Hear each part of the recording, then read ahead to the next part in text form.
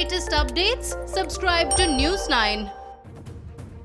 Even as India and China held a fresh round of military-level talks on Saturday to discuss complete disengagement, the ground situation seems to be rapidly changing.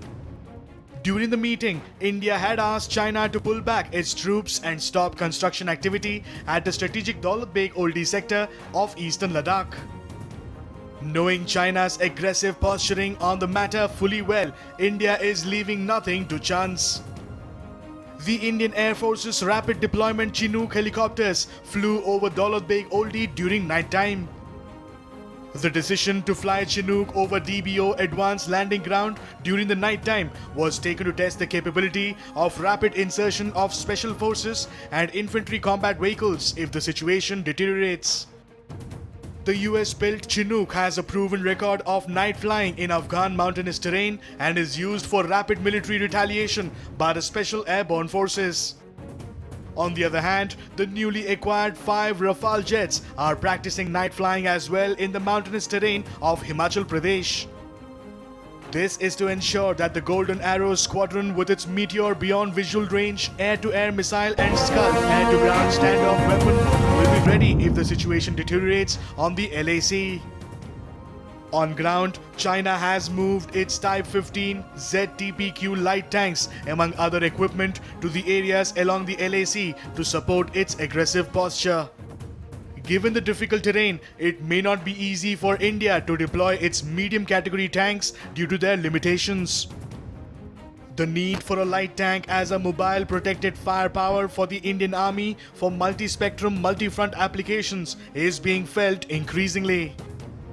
India right now is seriously thinking of procuring Russian-made air transportable Sprut STM-1 light tank.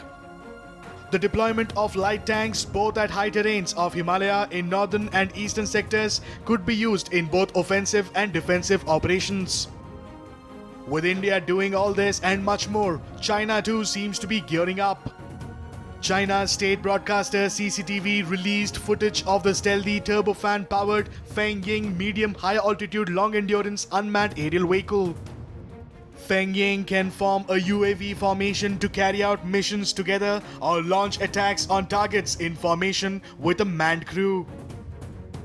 The PLA has already deployed over 12,000 troops with tanks and artillery guns from its 4th Motorized Infantry Division and 6th Mechanized Infantry Division along the LAC across the Depsang DBO sector. The Indian Army too has counter-deployed a couple of infantry brigades and an armoured brigade in the region. With both the Indian and Chinese armed forces beefing up their presence at various friction points, an end to the standoff seems to be distant.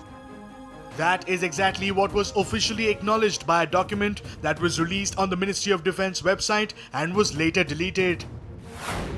While engagement and dialogue at military and diplomatic level is continuing to arrive at mutually acceptable consensus, the present standoff is likely to be prolonged. The situation in eastern Ladakh arising from unilateral aggression by China continues to be sensitive and requiring close monitoring and prompt action based on evolving situation.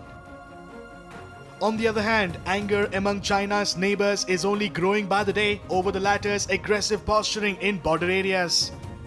Members of the Indian, Vietnamese and Tibetan communities held a protest outside the Capitol Hill in Washington against China. The protesters were holding anti-China posters urging people to boycott Chinese products. They also raised slogans against China's expansionist policies against their neighbors.